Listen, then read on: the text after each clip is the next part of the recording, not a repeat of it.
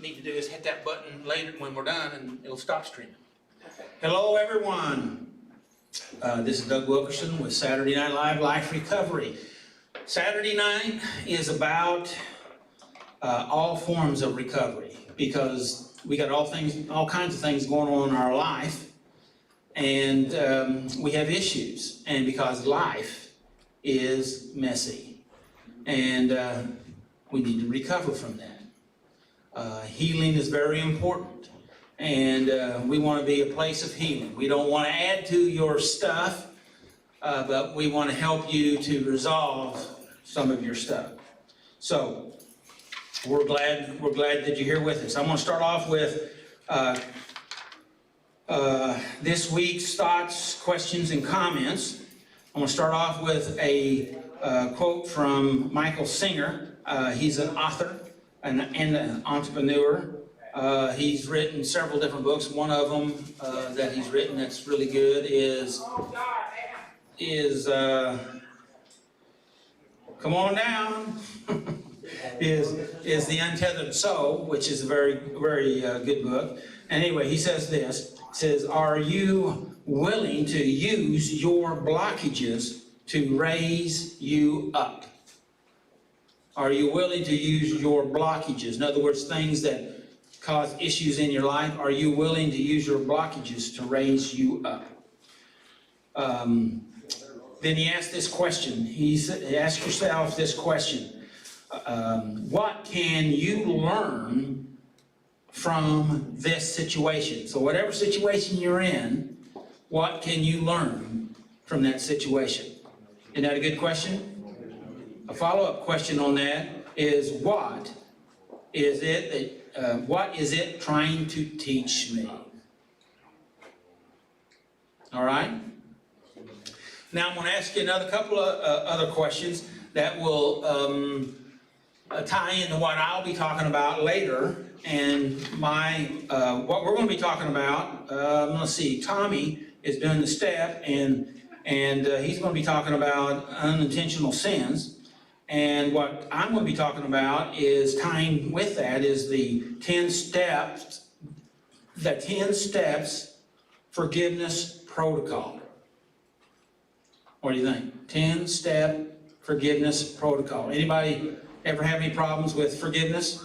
Yeah, look at me. Okay. Hardly ever do it. It's easy if you don't do it, right? That's right. Okay. All right. So that's what I'm going to be talking about is the 10-step forgiveness protocol. And of course, then it's tying in with our step study, unintentional sin. Some questions that we'll be talking about. So listen to this question, and we'll see if we have any comments from you all. Come on in and have a seat if you like. We got coffee and snacks back there. I'm glad you're here. And so if you need another chair, we can somebody will grab you one. So what do you, if you find out that you've hurt or harmed someone, okay, what do you do if you've hurt or harmed someone? That's kind of interesting, the if. But we'll throw that in there for,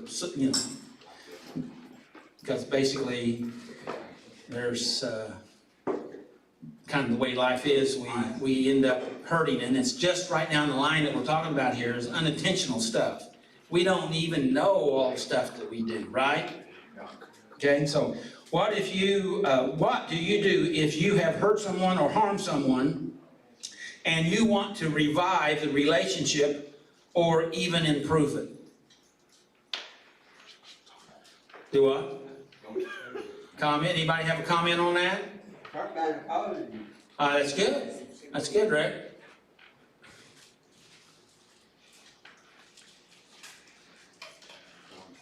Okay. Is that a good thought question anyway? Yeah. Yes? All right. All right. This ties in with the 10 protocols for forgiveness. So let's go on and ask the next question, and then I'll turn it over to Paul. How do you make a complete, complex, and healing apology, write down your line there, Greg, with addressing their injury, the injured party and their pain, and possibly the need to retaliate. It's a big question, isn't it? The reason I slapped my knee is I thought when I intentionally tried to apologize to someone, I unintentionally harmed them even worse. Yeah. That kind of ties in with step 9. Yeah. So how do we make a complete, complex, healing apology addressing the injured party and their pain, possibly when they're needing or wanting or looking for retaliation? Pretty big stuff. We'll be talking about some of that later on with the 10 protocols. All right? Interesting? How's the temperature in here to you all? Is it perfect? Okay. I was just a little warm, so I just thought I'd better check. If you're okay, I'll just sweat. How about that? So, I'm glad you're all here. We got some new folks tonight. Welcome, welcome, welcome, welcome. And now we'll turn it over to Paul, Mr. MC.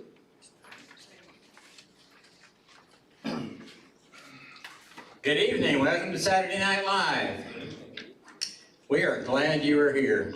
And I'm really glad we're starting to pick up again. That's a good thing. We got several down here in the basement with us. I'm glad you're here out there in video land. And we're going to do some recovery tonight because that's what we do here. We want you here. It says you're welcome here whether you're high, clean, drunk, sober. Saturday Night Live wants you here. And I've said it many times, but we got some new folks. I'm going to say it again. First time I came, I thought it's the craziest thing. Why would you want somebody who was drunk or high in your sobriety meeting, in your recovery meeting? And after a little thought, I realized, oh yeah, that's what it's for. If that's who it's for.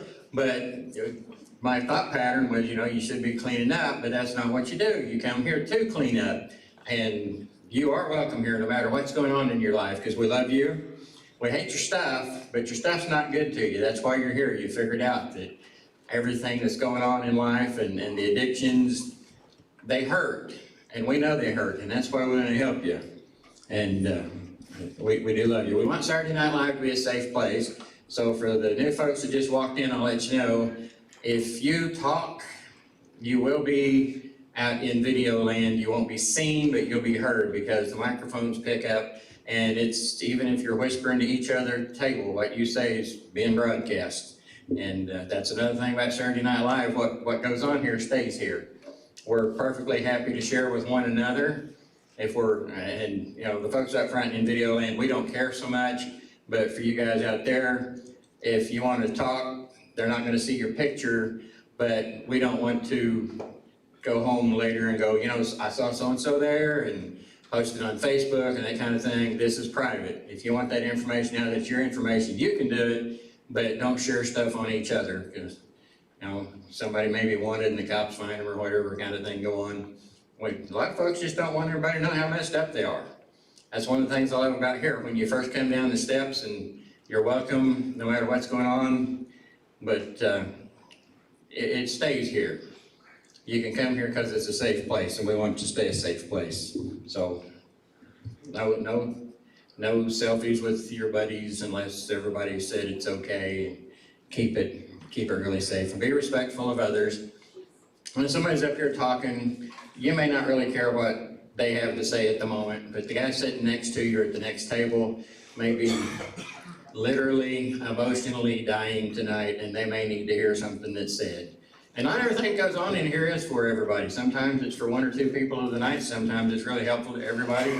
But let's be respectful, because you would hate to think that something was said that might have saved somebody's life. And in addiction, you know what I'm talking about, because there's some really dark days that come on from time to time. And we want to be able to be there. We want to be able to teach or help. And if you've got something going on that you really need to talk about, catch one of us off to the side and we'll visit with you. Again, because we love you, and we're thankful to you that you allow us to have this little bit of time to be able to minister to you, because it helps us grow too. Saturday Night Live has a mission statement. Our passion and mission at Saturday Night Live is seeing lives transformed by helping people find a personal relationship with Jesus and to find freedom through Christ, being an example of love and acceptance. Now, we are a recovery meeting, we're not a church meeting, and I had to have that made clear to me at one point in time. But we do believe in Jesus, and if you're hanging out down here, you're going to hear about him some.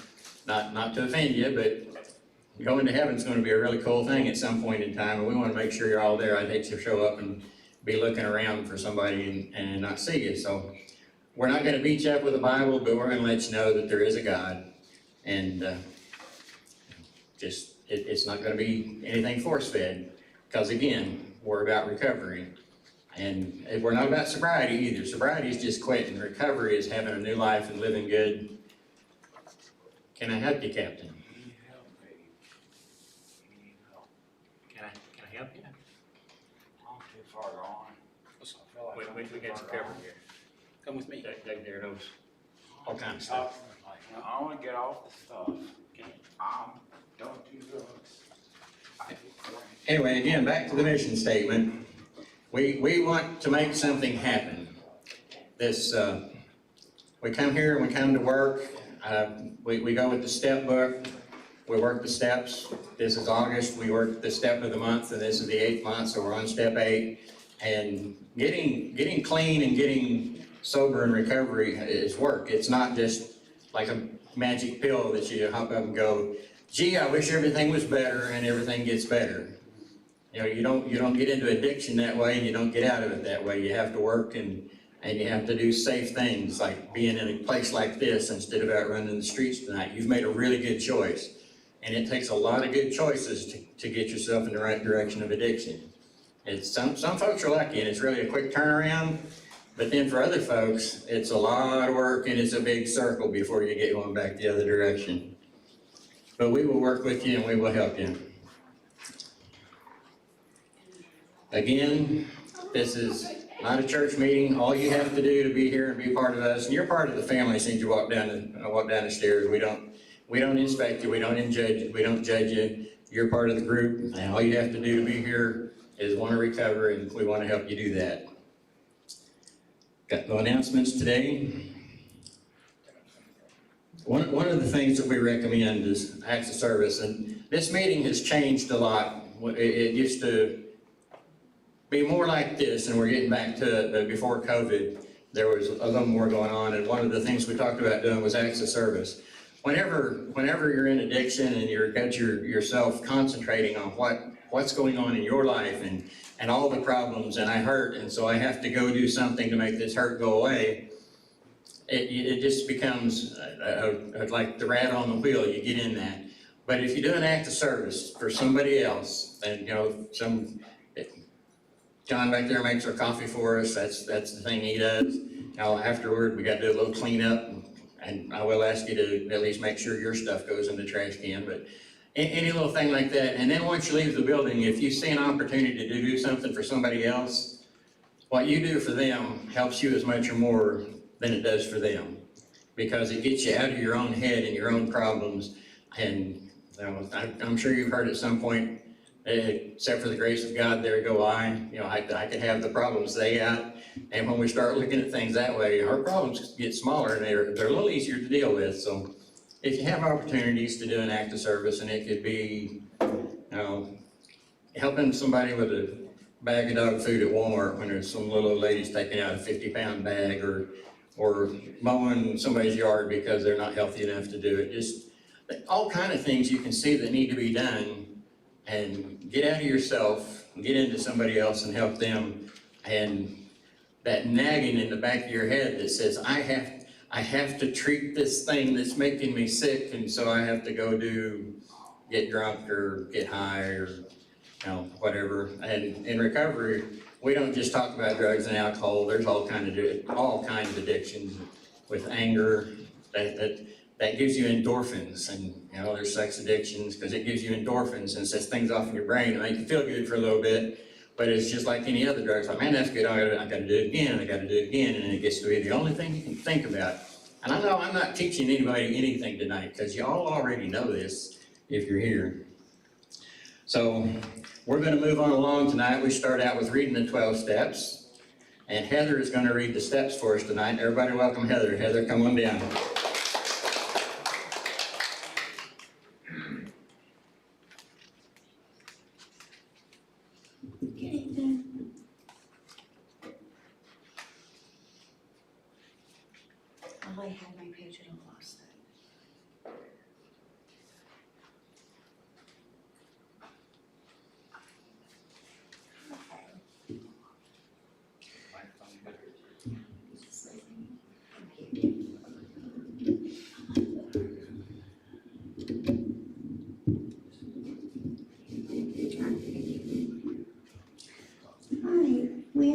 we were powerless over our problems and our lives had become unmanageable. 1.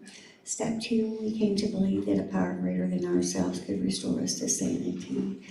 Step 3, we made a decision to turn our wills and our lives over to the care of God.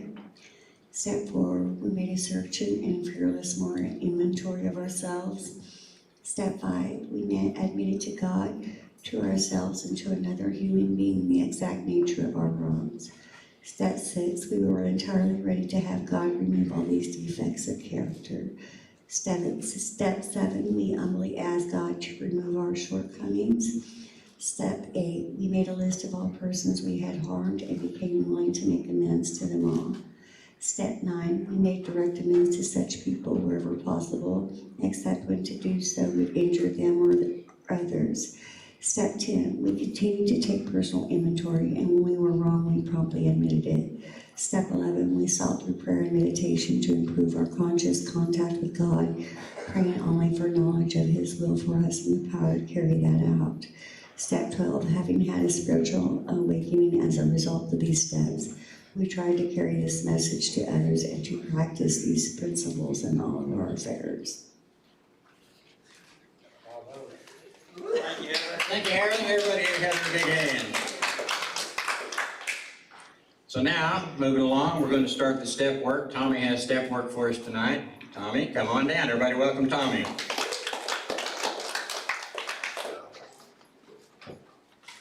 Hi, everybody.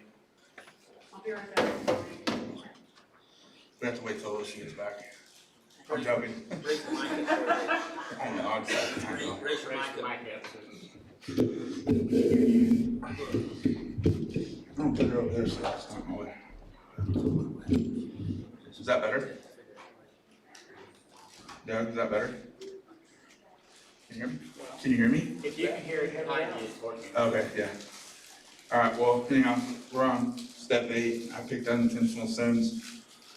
And so we made a list of all the persons who had harmed and become willing to make amends to them all. As we have allowed our lives to get out of control, we have probably hurt people without even realizing it. In fact, much of the pain we have caused has most likely been unintentional. Nevertheless, we still need to take responsibility for our actions by making amends.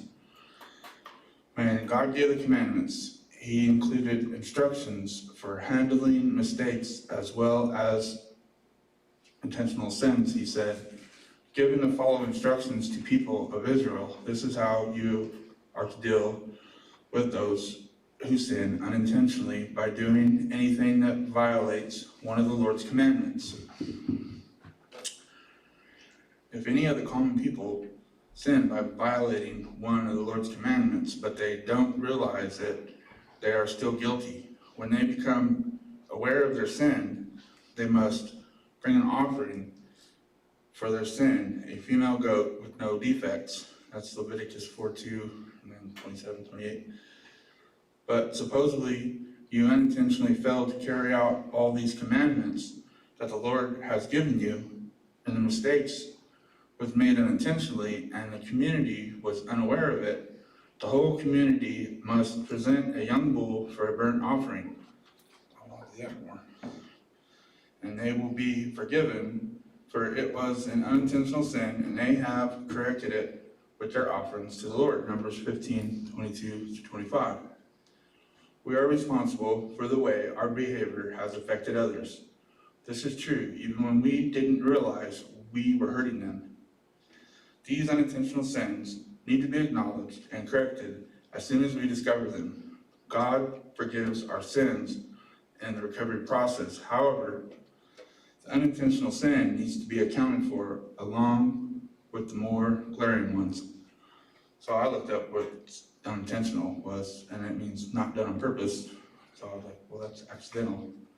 It means happening without intent or through carelessness, and often with unfortunate results. And sin is an immoral act considered to be a transgression against divine law, an act regarded as a serious or regrettable fault, offense, or omission.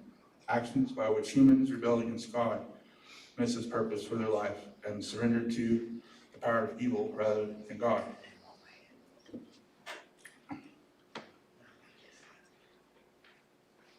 I was thinking about, like, one time, I was somewhere, another town in Oklahoma, and I got pulled over.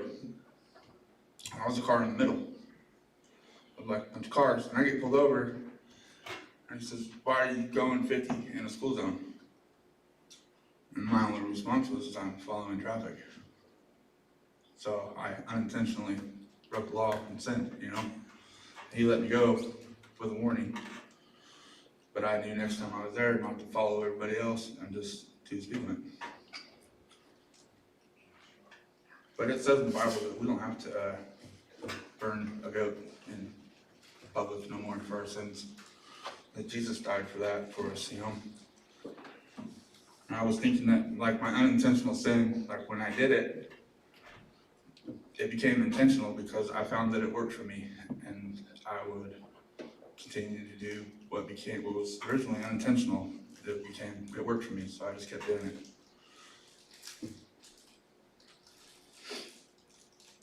And then sometimes I think I unintentionally harm people with joking with them when they're trying to be serious. You know, they're trying to be real, and I'm just like playing it off like with jokes. But I did notice if I become idle in life, I need to do something about it because my thinking changes, and I might unintentionally do something I normally would not do because the mind can be the devil's playground.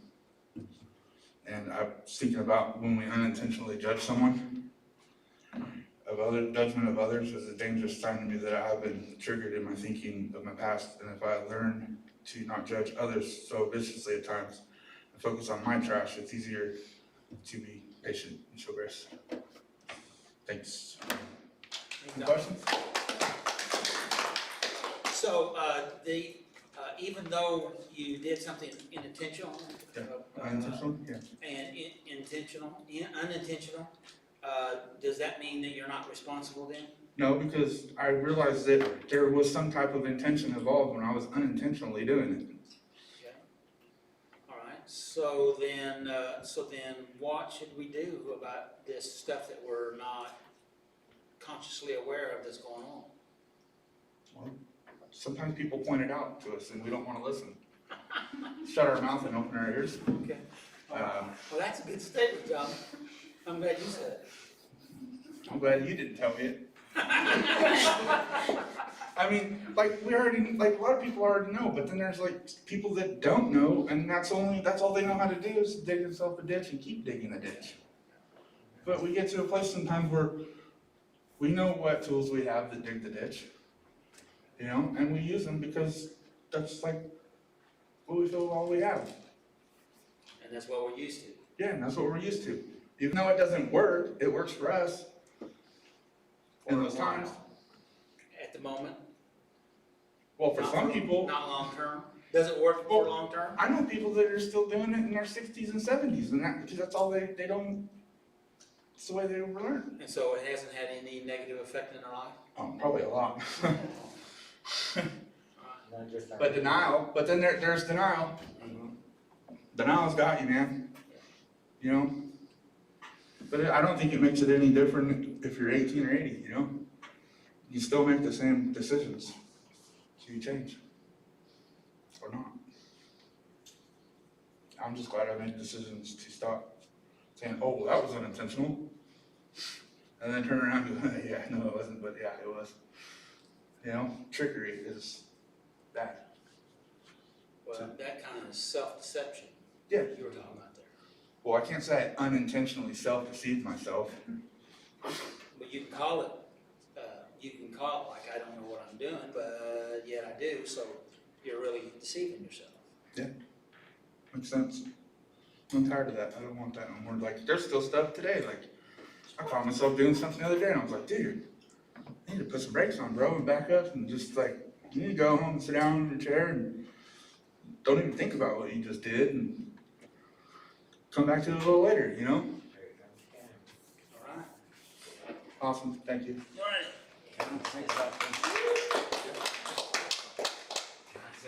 No. Thank you, Tommy. Everybody give Tommy a big hand. Thank you. And now for our reflection tonight, Kim is going to come up and talk to us a little bit about the step. Cam, come on down.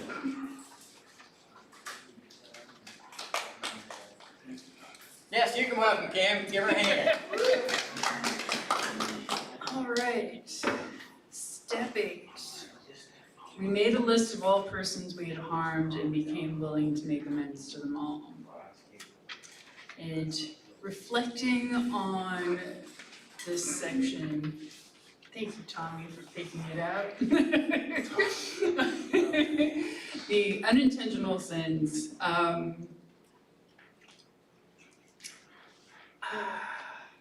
There's so much I want to say. This year is kind of, each time we work the steps, we go, for me, in my experience, it's like we go deeper.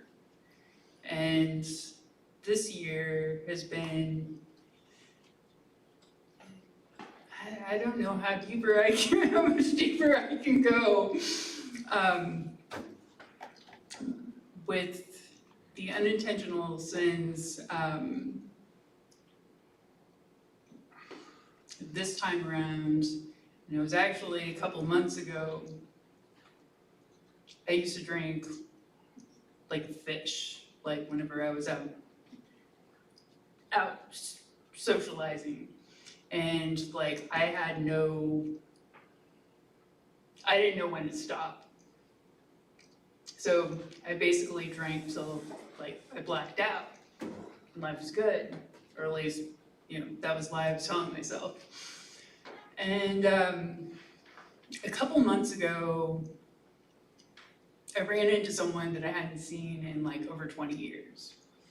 And then boom, out of nowhere, this memory, the last time I saw this person, I was kind of drunk off my ass. Anyways, but I have no, I blacked out that evening. And I started to question, because I remember what I was like back then. Because whenever I was drinking, I had no filter. The next day, people would tell me what I did. I would wake up and I would have, a good amount of cash to pay bills and whatnot. And next day it's gone. So those memories, because in my addiction, we all know, or I think we would know, but we hurt people and we don't realize what we're doing because we're just so lost in our own stuff. And that's where, when I recalled those memories, and then other memories started popping up, like my teenage years. This time I wasn't using, but I was hell-bent in my beliefs. It was like, this is the right way and there is no other way. I was a kid. And, shame, guilt, came up. And I wallowed in it for a little bit, probably a couple hours. And then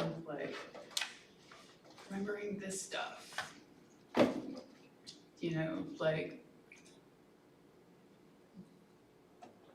those things I did are not who I am. They were just things I did. But it's up to me to take responsibility for my actions. And Say that again. Those things I did. Those things I did are not, they don't make me who I am. They were just things I did. I don't even remember exactly what I said. Sorry. Try one more time, because we have to go through time. We're not human doings, we're human beings. Yes, yeah. And that was something that I had to remember, and I remember Lisa talking about shame. Anyways, and that, while I was sitting on the couch wallowing my own self-pity, I had to think about that. Then also, in this step, you know, we're taking responsibility for our actions. You know, even like with missteps, like Tommy was using the example about joking around, like if we unintentionally hurt someone's feelings by something we said or something we did, we need to put ourselves in check and hold ourselves accountable. Also, like, at this point, in step 8, we're just making the list, which is important. That's right. And then, you know, then step 9, that's where we may or may not. But anyways, don't want to get ahead of myself. Yeah, sorry. That's all I got. Good, Kim, thank you. Thank you, Cam. So, Tommy read some scripture, and the scripture talked about sin. And for those that are really religious, sin kind of does have a meaning, but if you're not somebody who believes in God, you wouldn't understand what that is. But basically, it's just making a mistake, and that unintentional sin is a mistake. But when we do something that hurts somebody else, there's a payback for it. And I don't know how much you caught while he was reading, because I have a hard time listening to somebody read. But there is a cost for the things that we do in life. And we all have a set of rules, whether it's like the 10 Commandments out of the Bible, or stuff that your parents taught you, or just common sense that you know that there's some unwritten rules that apply to life. Just like sitting in here, we're being very civil and for the most part polite to one another. And, you know, we're not throwing rocks at each other because we know that's not something that we should do. But anyway, whenever we make that mistake, there's a payback. And I don't know if you noticed, it was bring something of value. The animal came and was brought, and those animals were of value, kind of like money, but we can't give somebody $5, you know. I called you all kind of names or talked about your mother, here's $5, forget about it. It doesn't work like that. There's something has to happen. When they brought that animal suffered. That animal paid a price. And that's the way that sin, the mistakes in our life go. Before we can really feel free from them, we have to go deal with them with somebody, but that's not where the forgiveness comes from. The forgiveness comes, or not the forgiveness, but the freedom of forgiveness comes from knowing that that price was paid. And you can't pay that price. The animal paid the price. The animal did the suffering, but we don't have to drag some critter into somebody that you've offended and say, I offended you, so here, whack my goat in the head. It doesn't work that way, because God knew that we weren't going to be able to pay our own price, and so he sent Jesus, and Jesus suffered once and for all for those sins, for those mistakes. So since he has done that, you don't have to carry around the guilt. When you try to take care of recovery as taking care of things here on earth on this level. You know you've hurt somebody, you know there's animosity, you want to go to them, and you want to take care of it on this level, but you have also offended God, but Jesus paid that price. He took the place of the goat or the bull or whatever for one time, because he was an absolutely perfect sacrifice, and he died for those sins. And the thing about that is, when you ask, you are forgiven. And when you are forgiven, you are free. That is where recovery really happens, is when you know that you don't have to carry around the guilt. And so you don't have whatever it is that caused the pain in your life that you were treating, and all the things that you did during that time that you were out running around, and most of it unintentional. We've blown apart families and insulted people and stolen and everything that goes along with addiction. And then you get as straight on earth as you can. But most people run around still feeling like, man, I'm guilty for that. I was a horrible person. And I really like what Kim said. That's why I asked her to repeat it. Those are things you did That's not who you are. But to really feel the freedom from that, you have to look to God, believe in Jesus, ask Him to forgive you. He will, and He does, and it's permanent. He's not going to call it back up sometime later, and you can feel a freedom in your heart knowing that the price is paid. I don't have to carry it around anymore. So that's the preaching for tonight. For y'all that don't know, we use the Life Recovery Workbook. That's where we get our 12 steps out of. And if you need to get one, talk to one of us here and we'll figure out how to get one in your hands. But we do the steps. This is where the work is. And I'll tell you something about this book. It's like a mirror, and it will be a little bit mean to you because it doesn't let you slide. It has some really tough questions, and if you give really true answers, it'll feel like you're getting beat up. But it's that thing like I was saying, once you get it out and you figure out you're forgiven for it, the book helps you work through that. It helps you see where you really got some problems. Because when I showed up down here, I didn't have any problem. Right, Doug? I showed up down. Everybody says the same thing. I didn't come down here because I had some severe addiction. I came down here because my addicted friend asked me to come down and listen to his testimony. So I thought, cool, I'll go down there. And I'm not afraid of those people. I wasn't one of those people.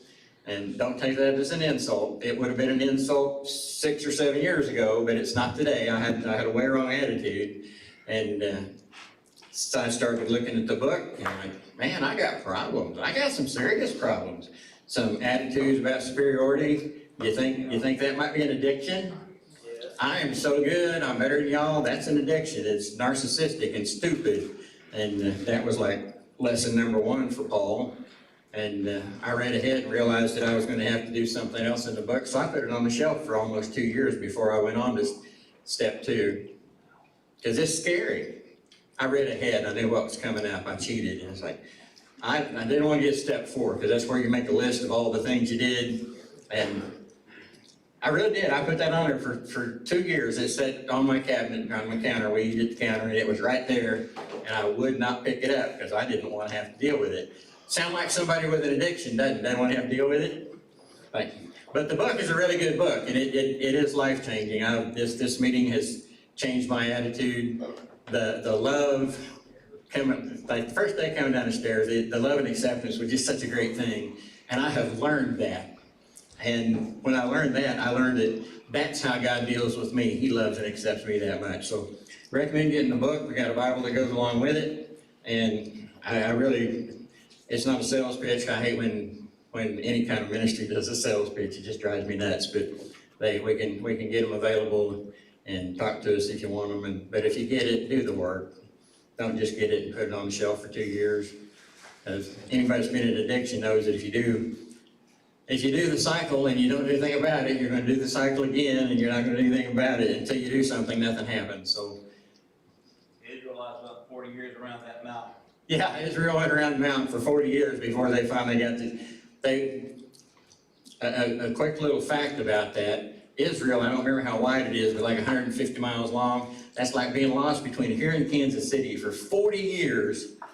You would think you could map out every inch of that and figure out something. 40 years they wandered around between here and Kansas City, just nuts. Anyway, that's all I have to say tonight. Now we're going to go with Doug Time, and he's going to give us some good tools to help change our lives. Doug, come on down. Everybody welcome Doug.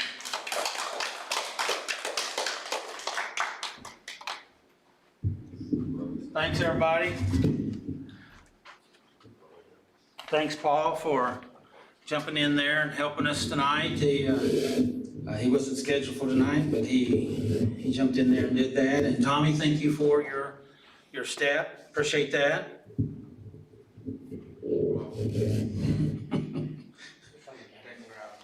You're welcome.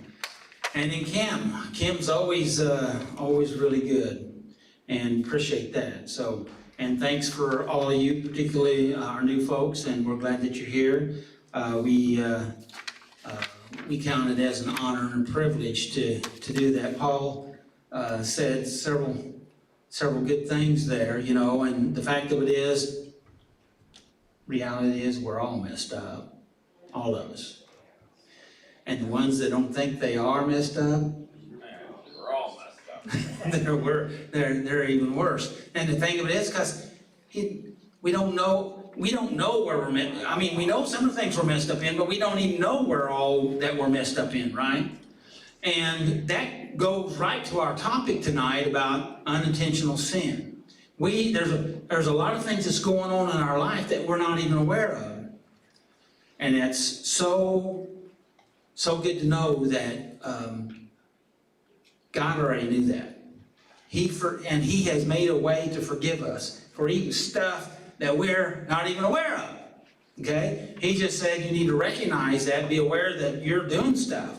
And that's what we're talking about. And step 8 here is talking about addressing this aspect because we're talking about getting ready to make some amends, and we need to be able to ask for forgiveness. And the trouble is, oftentimes we're not even sure what it is that we've done to other people. We know some stuff, but we don't know what all took place. And of course, amends, in fact, as I was studying this information, I was thinking about the amends process, and it's very similar to the offering process that was talked about there in the scripture. And we offer our amends as a way to help us make that psychological shift and allow ourselves to let go of that guilt and that shame and that pain. And that's not easy. Is it easy for you? Well, the way that we often have dealt with dealing with that shame and that pain is we use systems, chemicals, compounds, alcohol, behaviors, techniques to help soothe our pain. Now, I want to say this. I'm not beating up on you for that, because even though you use that system, and we've all used something, because we're all survivors, we're living in this messy world with the messed up stuff, and of course, we all had families of orientation that were totally functional. There were no dysfunctional families here tonight, right? Yeah. To some degree, all right? And, you know, some people don't like me saying this, but, you know, a lot of stuff out here is about mental health. And mental health is very important, and the community that we're in helps us with our mental health. All right? Sometimes they help us in the wrong direction, right? Or the wrong way. And it's not beneficial. Kind of like some of the stuff you were talking about earlier, Tommy. And so, but here's the thing that people don't like. We're all messed up. We all a little crazy. It's just a matter of degrees, right? And recognizing that we all have mental health stuff that we got to work on, because none of us are absolutely perfectly sane. Would you agree with that? Hello? Would you agree with that? Yep. Yeah. And so the idea, what we're trying to do here at Saturday Night Live, is to help us to become, to heal that broken stuff inside and to become a little more sane. How's that sound? All right? A little more sane? All right? Because we know when, well, let me make it personal. I know, and I have known, when I flip that switch to go into the insanity mode. Don't you? Think about it. And if you don't know, why don't you? Because you flip it pretty often. Maybe you flip it pretty often. Probably you do. But it's kind of like that stuff that Tommy was talking about earlier. I don't want to know what I'm doing. We want to live in the land of denial, right? Yeah, right. And how's that worked out for you? Well, there's no Mr. Nobody or no invisible man, so I can't blame him on that no more. I missed half of that. I said there's no Mr. Nobody and there's no invisible man, so I can't blame it on them no more. Memoirs of the Invisible Man. Yeah. So, well, there never was an invisible man. I thought there was. Yes, and yeah, and so I need to not talk about that. Okay. Hi, Doug. Mental health issues. Yeah, that's, and, you know, because, well, maybe I do need to talk about that. That, you know, those are some of our, we all have that type of struggle to some degree, whether we realize it or not. Isn't that true? Yep. And we turn off what it is we don't want to know consciously, right? We shut her down, we put it in the dark, and then we go into behaviors that helps offset that, isn't it? Right? Kind of like that pink elephant in the room. Yeah. And so what the healing path is hard. Anybody that tells you that recovery's not hard is lying to you, because it is hard, but it's healthy, right? Wading deeper into that septic cesspool of insanity, you know, doesn't make you healthy. It just overwhelms you and flips your switch to where you go into your reactive mode. Does that make sense? Can you see that you do that to yourself? Yeah, because I'm trying to protect my insanity. Yeah. Because my insanity is okay when I'm there. But eventually I'm not. Well, that's a powerful statement. My insanity is okay when I'm there. And we feel, we're saying, well, I'm better here. But the fact of it is that the truth? Is that reality? Okay? Because we're in our insanity, right? And I know this may be kind of hard, but we are deluding ourselves. And what we're talking about here is about unintentional sins. And I think it's so neat and so powerful that God spoke to that stuff, not to harm us, but to help us to be set free mentally and emotionally. Yes. Okay? To help us to come to the place, a mechanism to help us be more sane. Does that make sense? Yep. That's Doug's interpretation, okay? To be more sane, to be able to manage through our life, because there's so much out there that's uncontrollable, but we say, now, we have mechanisms here in 12 steps, we have mechanisms in the Bible. God is the smartest psychologist I know, by the way. And He's given us mechanisms to help us navigate through life. Now, I know not everybody uses this terminology, okay? And so it may be weird, and I am weird, but I've accepted that a long time ago. I don't like it, but that's just the way it is, okay? You may not like it either, and I used to say I was sorry about that, but I keep doing it so that I can't really be sorry. So, Terry, you can't talk. You can't talk.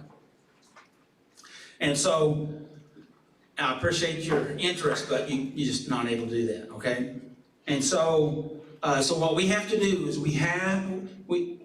when we start to turn our awareness up, and Tommy really touched on a lot of it, I don't know if everyone grasped that, but when you're going through this, and Kim hit it also, that when that stuff starts coming up, and Kim's stories that she was telling there about reflecting back on stuff, and she saw the different pictures of different things, some people say, oh, that's a bad thing. No, it's a good thing.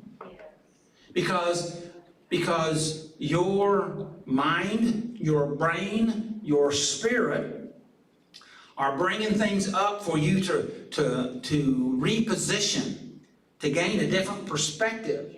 And if you don't do that, you are eternally stuck. Does that make sense?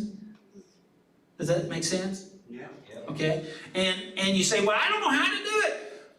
It will help you do it if you allow it to do it. Would it be better to say, I don't want to know how to do it? Well, a lot of people don't want to, but some people do want to do, but then they use the excuse, well, I don't know how, so I can't. And some people want to do it. I mean, I've talked to a lot of people, they want to do it.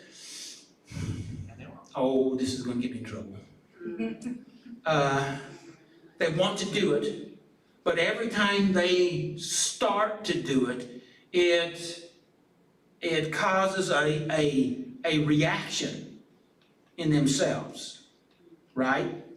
Isn't that true, Kim? Then you have the reaction, Oh, yeah. and the reaction there is, do I go forward or do I go back? Do I go back into my insanity place where it's safe, or do I go ahead and go into the unsafe area of sanity?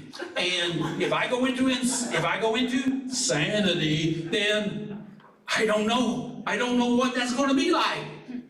What would I be if I was sane? Right? We don't say that stuff out loud, but that's kind of some of the scary thoughts that we have because we don't know what that's like. What would I be? What would I do? Nobody would like me.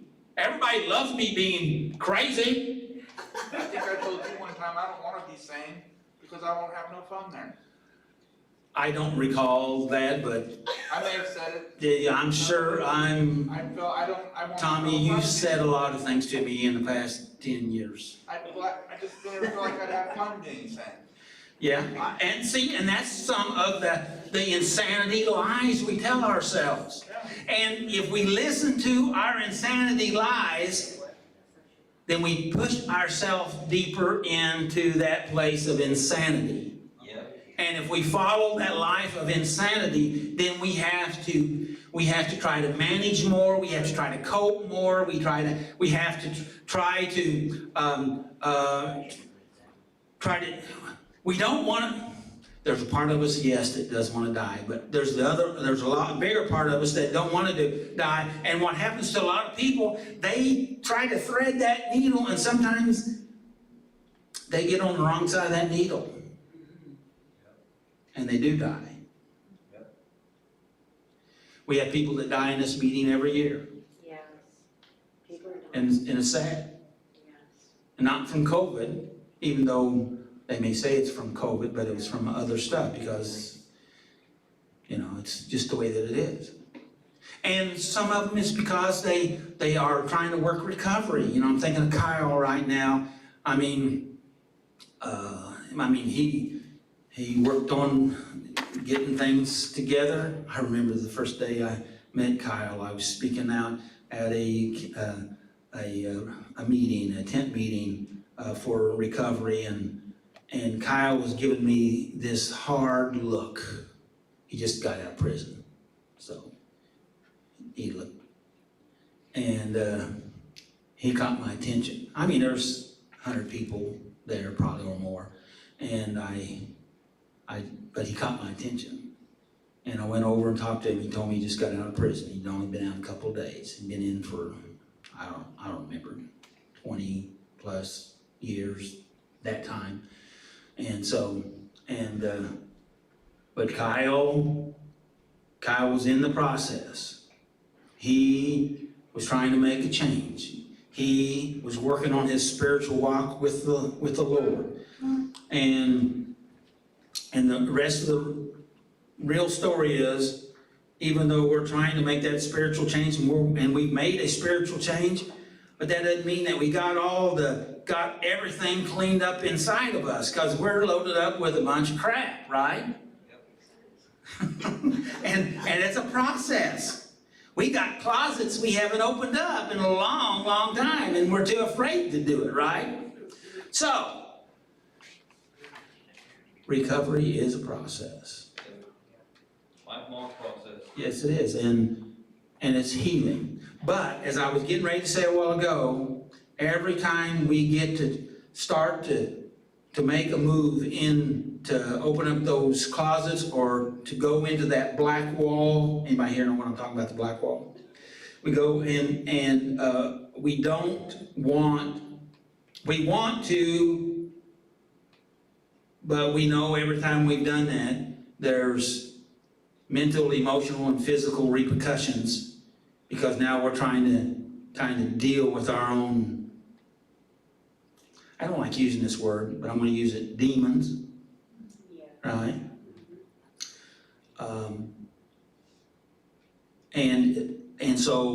And then when we do that, it has an effect. And we say, well, it would be better to stay in the land of the crazy, right? Really? Is that true? You think that though, right? Yeah. Am I describing some of the mental war? Now, I like what Kim was saying a while ago, talking about a book that she just heard about that this doctor was really complimenting folks that are in the recovery group, not as in a universal world term, that they are willing to go ahead and do the hard work of resolving. There's a lot of people that find systems, whether it's a crazy system or whatever, and they can bury themselves in that system and even go for 60 years, like I think Tommy was talking about earlier, and they seem to be able to function. You know what I'm talking about? Functioning isn't living though. Yeah, functioning alcoholic, functioning drug addict. I like this when somebody tells me this. He says, well, they're not illegal drugs, they're prescription. But I have to go to this special doctor to get them. Maybe you don't know that, but maybe. And I don't mean to be harsh or making fun, but we play these mental games with ourselves. Right? So, I'm sorry, that was all extra. So, what I'm talking about, Thanks for the bonus. It's hard, but it's beneficial. This is big, this is complex, and we have to get started somewhere. We have to begin, I think, getting the step guides and the Bible that has the information in it related to the steps are really good information. As Kim said earlier, I get stuff out of it each step, every week that I go through to learn, to grow. It takes, Kim made a deal about she didn't know she could go any deeper, and that's what we tell ourselves, right? But the fact of it is, she keeps digging, right? And you're here, so you're digging, and so we just have to keep working on it. So now I want to talk about a way to help you right here. This is some what we call maybe tools here. And I found this on Psychology Today, on .com, and it's a 10-step forgiveness protocol. And this is kind of a way to kind of help you to look at how to address forgiveness. Some of those questions I read earlier about, if you want to heal a relationship of somebody that you've hurt or harmed, what do you do? That's a good question, right? How do you do that? The other question was, how do you make a complete, complex, and healing apology that addresses the injured party's pain? See, we're talking about injured party's pain. And possibly, they even feel like they need to retaliate. Have you ever dealt with anybody that wanted to retaliate? Oh, yeah. Have you ever wanted to retaliate? And so, And so, and this, the guy that wrote this, psychologist that wrote this, he said he wrote it and gave it to his patients that primarily had to deal with the pain of hurting their own children. Okay? Is that interesting? Does that grab your interest? And he said, and also those couples that have been wounded by adultery. We're talking about some pretty deep pains here, right? Now,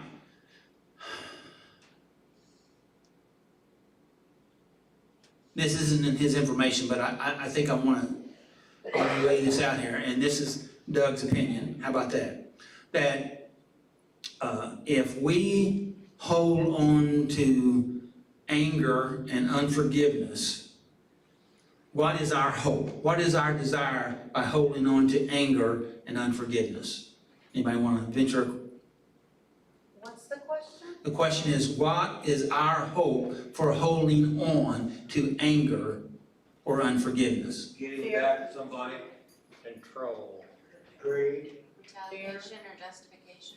Retaliation, justification. We have several different things. Well then, I was thinking Lord Vendetta.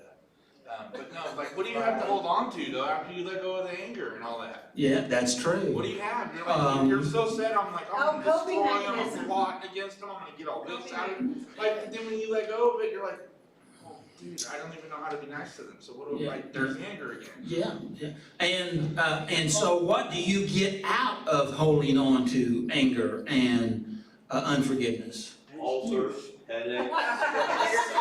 Do I? Yes. What did you say? I missed it? Ulcers, No, headaches.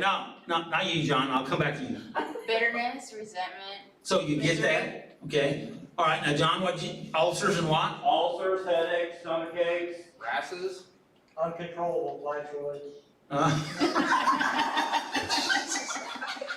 Could be, yeah. I mean, there's a lot of things that we can get out of it, and most of them are those a felony. Is that what you said? A felony? Yeah. Yes. And so is that what we really want in our life? Because what is it that we really want in our life? Love, peace, Peace, love, tranquility, harmony. joy. Those are all really good statements. Those are great statements. And does unforgiveness and anger stop those good things you just said? Absolutely. Excuse me. Resentment. Oh, yeah. Yeah. Sorry, I was thinking something. Okay, all right. Oh, sorry, I interrupted the thought. It kind of went along with that. It's like unforgiveness and resentment is like drinking poison and expecting the other person to die. Right, You know? absolutely. It just kills you inside. Yes, And they don't even, most of the time, don't even know that you're holding on to that. right. And that's why I'm here. That's right. Okay, well, we're glad you're here. And so the thing of it is, and see, and then I'm going to go back to our insanity land here. So that behavior of holding on to unforgiveness and anger about stuff that's in the past, is that really living in the land of insanity? Yes. Yeah. Okay? Because you're wanting something that you don't really want, but you keep going after it and you keep getting it. And you say, I think I'm gonna double down on this. How does that work out for you? So, and the reason why I did that right there is because we have to realize what we're doing to ourselves by our own thoughts. Okay, we have the thought, well, I was taught I gotta get even.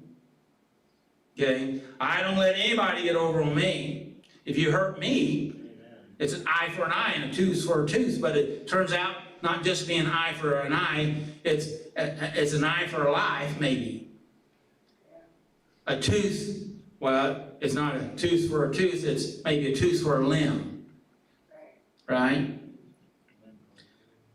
I know those are extreme statements. It just depends, you know.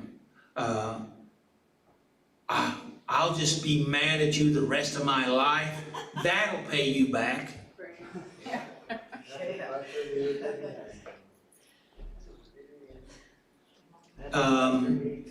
We know some of those people because it's none of us here, of course, but how did that work out for them?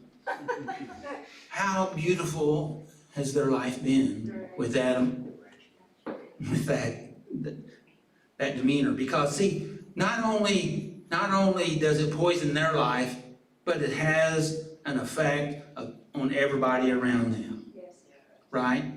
And oftentimes we don't even see it. That's some of the unintentional stuff that we were talking about, is because we have affected others. And we can begin to realize that so that we can begin to deal with that. Now, the reason why it's so important to deal with it, again, this is kind of Doug's interpretation, is because if we go ahead and deal with it, and we use a mechanism to do that, that helps us to bridge that psychological, emotional gap so that we can then really let go of that stuff. You know what I mean? And we can say, He paid the price for us. God has given us permission to let it go. I want to let it go, but I can't let it go. I need to find some sort of mechanism to do that. I need something to change my thoughts and my heart, my attitude. And so I have to become willing, and that's what step 8 is that you have become willing, or became willing, according to the deal, to make a list about those that I've harmed. And so we are starting to make that shift, and we make it in notches. We make it, and then sometimes we slip back. And then we say, give me a little bit of latitude here. We slip back to where we were, and we say, I don't like this. This is not where I want to be. Well, the reason why I slipped back is because where I went was uncomfortable. I wasn't for sure if I really wanted to forgive them. It felt uncomfortable to forgive. Well, if I let go of that, what's going to occupy my time? I mean, they own a lot of mental real estate, right? Yeah, they do. Yeah. And gosh, I have a lot of vacancy if I let it go. Hey, Doug, Yeah. I had a friend that was coming off of anxiety meds that just decided it was time to put them away. And she would feel things that were good things, but she had been numb for so long to feel anything was scary. You used, I think, unsafe, but it's an emotion. It's not a real thing, but just to feel, and you know, just love. Still, it was an emotion that she hadn't felt, and it was scary, and she really, like you said, wanted to revert back, and had to slowly step into being able to deal with that. I don't know if anybody's seen the video that you showed of a dog that had been abused, and they had taken it away and were trying to love the dog, and the dog was so abused that you couldn't reach out and touch it. It would just scream in horror.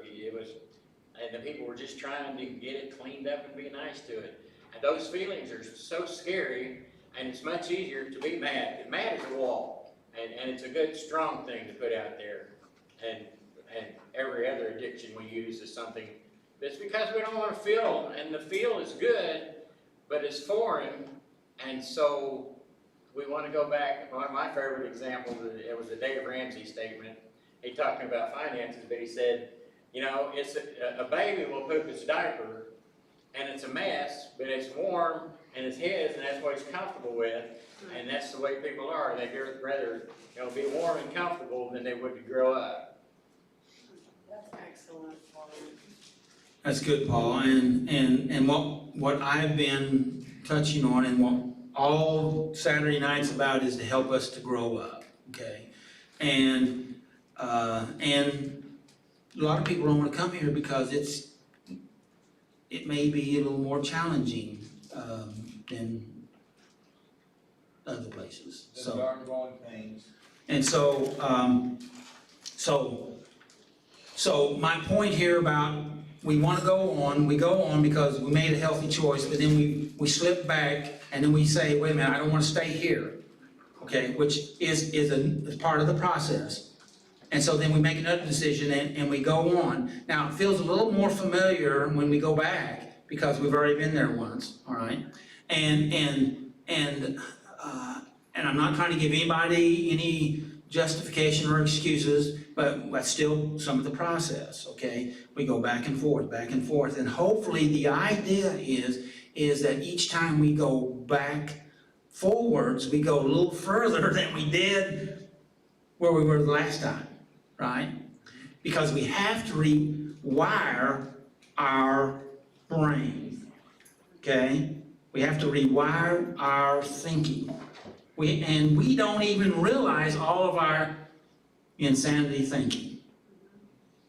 Well, And we have to kind of dig them out. I thought I was getting better by not doing it over here and going over here and doing it. The same results, dude. Well, see, to some degree, that wasn't just a half a notch better, okay? That was part of your process, right? Now, some people would say, no, it's not, but I disagree with them. I think it's better because that you recognized and you tried to make a move, but the fact of it is, you realize that move, there's a better move, and then you have to start making better moves. And that's part of that unwiring. See, because the thoughts that's in our brain, we have fired those thoughts. They say those thoughts that fire together, wire together, and that means wire together means it makes it permanent. And we get these permanent thoughts in our mind, in our brain, and they run our life. They say we only make 5 to maybe 10% of our actual choices. Our consciously we only make about 5 to 10%. Rest of the time we're running on our unconscious programs. I've noticed that. Okay. I showed up places kind of like, I knew I wanted to go there, and by the time I got there, it's like, I don't even remember deciding to come here. And God gave us the ability in our system to make things a habit to help us not have to think of everything that we want to do. The trouble is, though, we have so many unhealthy thought patterns that run our life that it has control until we rethink them and reprocess them and create new healthy thoughts and think them long enough to where they fire together enough times where they start to wire together and start helping me. Okay? Does that make sense? Yes. And so I'm not here to beat up on anybody. I'm here to encourage you, to help you. And I have 10 minutes left for 10 protocols. So the first protocol is, it's an easy one, say you're sorry. Well, I say it's easy. It's not always easy. It's easy to say it, but hard to mean it sometimes. Yeah, well, that may be true, but I remember times it was hard to say I'm sorry. You know? Are you talking about pride first? That's usually the first thing that goes, and that's the first thing that grows. Pride goes before a fall, a haughty spirit before destruction. That's where I was headed every time until somebody pointed that out, because I was about to fall, and they were spiritually discerning and they knew. Mhm. I'm sorry to interrupt, but and that's exactly what happened, and then it came back worse than ever in just an instant, and then I started to heal once I recognized that I had been abused, that I was abusing others, and that I was abusing myself, and it had to stop. And when I said that for the third time, because I kept reading it out loud, somebody gave me something to say out loud those 3 things, and I felt God start to heal me deep inside, and I cried like never before. And it Awesome. happens from time to time, and it just Awesome. keeps happening, you know, and it's painful, but I know now that my brain has been rewired quite a bit, Mm-hmm. that that's what I have to go through. Not a lifetime of pain anymore, but just that one moment. Yeah. Woo, and then let's move to something else now, you know. And not only, it's not just your brain, but it's also, because see, Dr. Carolyn Leaf says that we remember things in our mind, in our brain, and in our cellular body. And so our body has memories. They call them body memories. And some of that you very possibly were experiencing was some body memories that you finally made connection with. And those things have to be released to help us to be free, because just as our brain will take over, sometimes our body. Have you ever noticed that by chance? I have. When I started learning how to play guitar, I was like, how am I gonna remember this? And someone told me, don't worry about it. As you keep doing it, muscle memory. Right, right. And so our body, our muscles remember trauma that we're not even consciously aware of. Why? Because we turn the lights off. Okay? But we're not talking about that tonight. So the first step was say that you're sorry. See, and because that's really important, because see, that's important for you, because you may not even be really sorry yet. You just know that you need to say you're sorry. And so this is part of the protocol here, okay? That he gave them. And he used not only the 12 steps, but he also used some prayers. See, what did he call it? He said some Jewish prayers for forgiveness that he also used in that. And so, and they did one called, he also referred to another one called Shemot, which I tried to look at all that, and there it's pretty foreign to me, so it didn't make a whole, anyway. It didn't make sense to me, so I can't really make it any plainer to you. So, I mean, I know that they used the system to help, he put together this system to try to help people to be able to navigate this, to be able to learn how to forgive, okay? And again, it had to do with hurting their children, because that's a deep pain, okay? Because we don't want to forgive ourselves. How many times have I had people tell me, I should have known better. I should have done something different. I shoulda. Right? I shouldn't have given up my children because I was a drug addict, I should have not given them up. Yeah, how's that? How would that have been better for your children than putting them in a house that really cared for them? You know, I should have known better. I've heard that many times, okay? Now let me go ahead and hit that one in the head right here. And how I address that with them is, do you know people that have done exactly the same thing you've done? And they always say yes. And are you able to forgive them for what they did? Well, certainly. They always say that too. You know what I mean? I said, well, if you can forgive them, how come you can't forgive yourself? Forgiveness starts within first. That's right. And the reason why is because they choose not to. Because they should have done something different. They should have known more than what they knew. All right? And so what we have to do is we have to make a choice that I need to have the grace of God in my life. All right? And so beginning here is to say I'm sorry. And then number 2 is to make an inventory of how your behavior might have hurt or harmed someone else. Okay? Make an inventory. See, because not only is it just healing your pain, but it also may be able to heal their pain. Okay? And that's kind of what this is about here. But the fact of it is, oftentimes, we don't want to look, like Paul said earlier, we don't want to look at step 4, okay? We want to get better, but we don't want to get better. I want to get better, but I don't want to deal with any of the pain stuff, all right? I don't want to recognize that I need to deal with those the land of insanity, as Tommy was talking about. So you ask that person. Now, here's some hard work right here. If you really want to get yourself free, here's some hard work. I'm not saying you have to do it. This is his protocol. I'm giving it to you. He says, ask that person. This is still number 2. Ask that person if the list that you had completed, and if it was correct, and that if there was anything that you had addressed, and that you had counted the full cost of your behavior.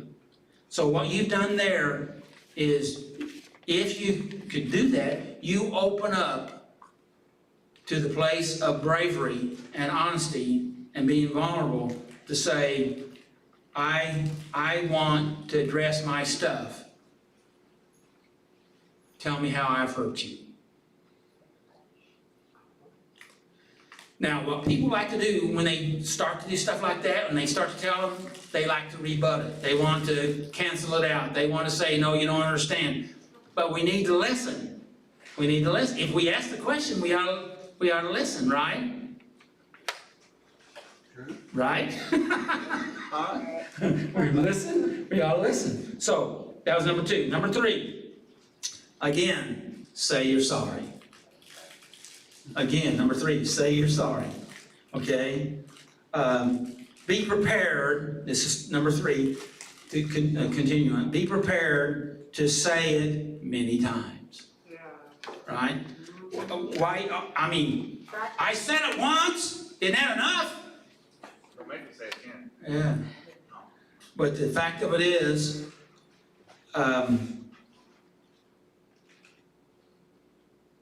is that what you think when somebody tells you sorry?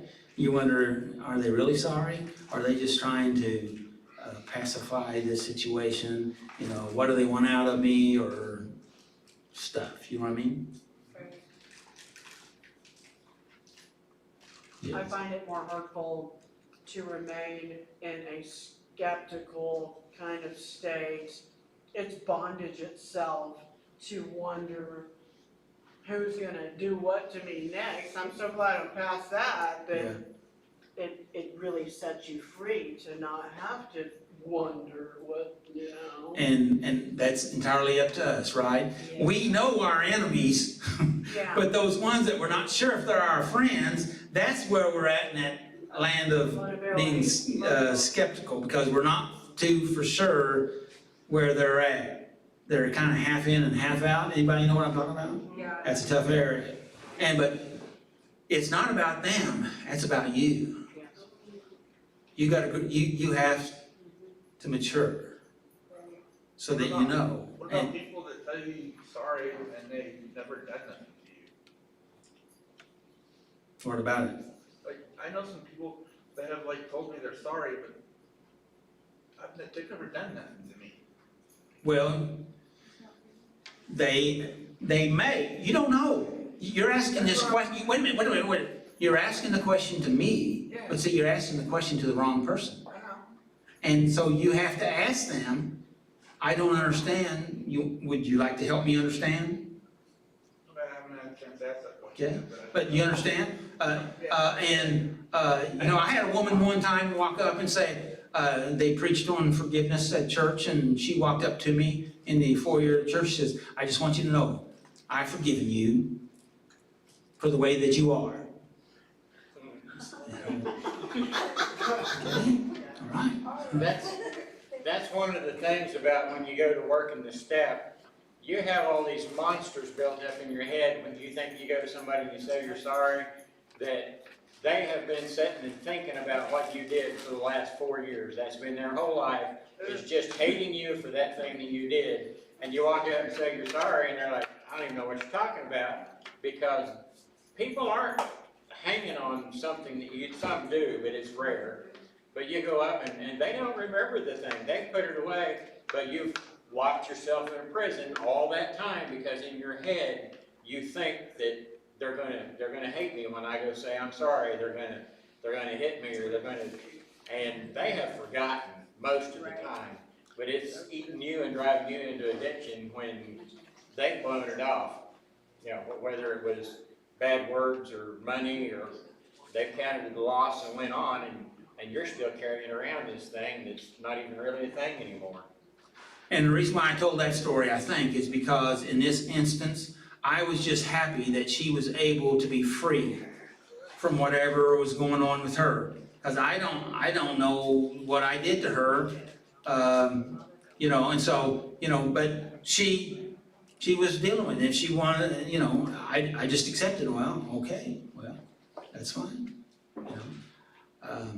So we went on. So anyway, number 4, tell the other person exactly how you understand the cost of your behavior. We're speaking to the one that we're asking for forgiveness. Like, let's say you harmed your child and you're telling them what you think. Of course, you really don't know, because it's them that were harmed, not you. So but it's beginning the process. You understand? Trying to begin the healing in them, and also hopefully in the other person that was harmed, and allow that person that you harmed. Now this is a tough one here, but this is his protocol. And remember, it's pretty tough situations. Allow that person to be able to vent, to elaborate, and to say it over and over and over. Because sometimes people, to be able to process and to let go, have to go over and over. And sometimes we think, well, you already said that, but it's an emotional process that people have to go through to process, to heal, right? And even though you may be uncomfortable for you because you're looking for forgiveness, you need to allow yourself to stay there and listen and to hear. There's a line there of becoming a whipping post, but at the same time, you've harmed or hurt someone, so you are really, I want to use the word entitled, but you're not entitled. You're entitled to their anger. And so it's part of the process that you're willing to go ahead and listen. And so I'm going to try not to talk about the rest of these, but I'm going to go ahead and give them to you real quick. Is that all right? So I won't talk and you don't talk, okay? How's that? Does that sound good deal? Okay. Number 5, clarify with the other person if the behavior was a simple accident, mistake, a mistaken calculation of cost or benefit, or a deliberate deed. Okay, this is number 5. The rest of that says this part is not easy and takes time and attention. Okay, going through those pieces. Okay, but we're talking about trying to have healing in ourselves and clear this. I said I wasn't going to say anything, didn't I? But to clear this spiritual, emotional mess that whirls around us all the time, that wants to pick us up and slam us down, and we use coping mechanisms to try to handle it or to hide from it, right? And so it says thoughtlessness is one of the most common sources of problem, okay? And may reflect or reoccur in self-centeredness, okay? I've got this in orange here. Unintentional acts, we're talking about unintentional sins, intentional acts of revenge or malice also requires great insight to knowledge. All right? So some of this stuff is hard and deep. We're talking about deep hurts, deep pains, stuff in it, and we have to process that out. Okay, shut up. Go on. All right, number 6. Humbly ask forgiveness. All right? Now, you can kind of almost feel that the heart is getting softer. And the mental attitude is becoming less rigid. And I said I wasn't going to say anything, but here we go again. And so describe, still in number 6, describe your inner state of guilt, remorse, sadness, grief, anger, or whatever. Okay? And you're communicating that to try to make a empathetic connection. All right? And trying to help them, but really to help you. It's to help both of you. Number 8, list what you will do or change to avoid repeating the same incident. I personally think that's pretty big, right? What am I going to do? All right, what am I going to do to change? All right, and then and the next one kind of follows up with that. Clarify what penalties to expect if you make a mistake or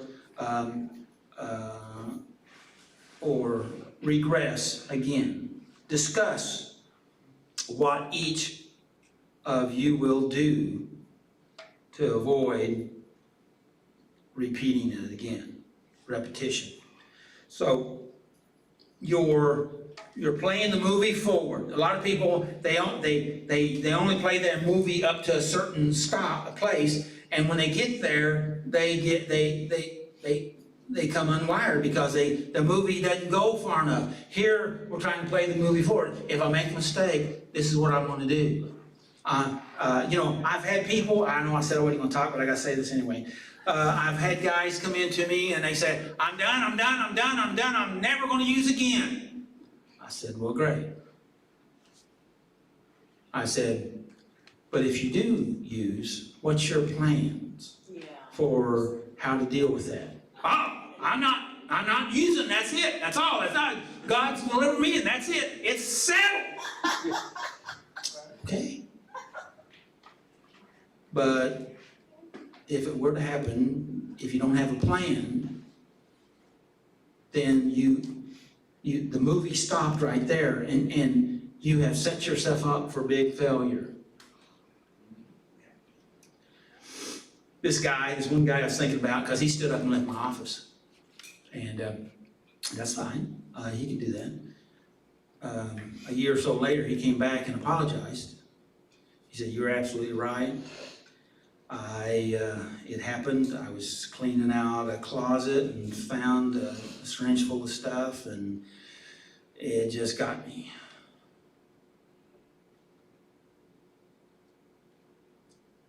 And I didn't have a plan.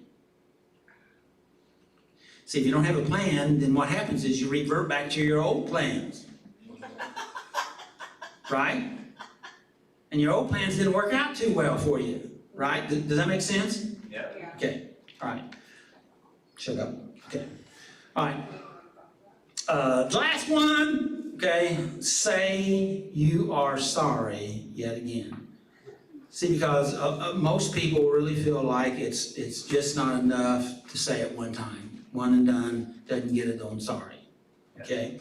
And so the hurting person needs to be able to really feel that you really are sorry, that you're into it. And sometimes we have to work. I mean, we've hardened up our heart because we've had the pain and it's not right. And if I say I'm sorry, then I justify it. And that means it was okay that they did what they did. I'm not saying any of that, and nobody ever does. But that's what we believe. Because forgiveness is not really about them, even though they can benefit from it. Forgiveness is about us, so that we can have that joy and that peace that we were talking about earlier. Okay? So, and when we go through this process, we'd like to have reconciliation with these people. This process could help us maybe to have reconciliation.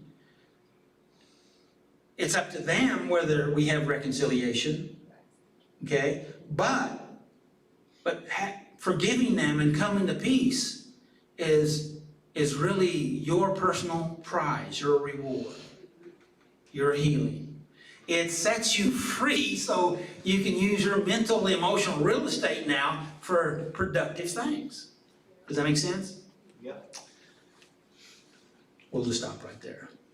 Sorry we went late. I guess I went too much in my other stuff earlier, so. If we don't know if we have a relationship with Jesus, all we have to do is ask him. And he said, and if you have enough belief in that you want to have a relationship with him and you ask him for a relationship, then he will come in. Why? Because that's faith. And faith pleases God. And he moves in because you believe that he is. And is he a rewarder of those that seek, and that's seeking. So, now, are you perfect? None of us are, none of us will be until we're in that time that we're out of this body and into a place that we only think about. So, may the Lord bless you, keep you, and may his face shine upon you and give you his peace. Absolutely, make healthy choices. So, until next time, hey, take care of yourself, all right? I'm gonna shut this video off. I'm glad you're here. All right, shake your hand. You guys. Hey, Doug. Mother said she's sorry she can't get her paper now. She'll use tomorrow here in church. Sorry, this tape's still running. And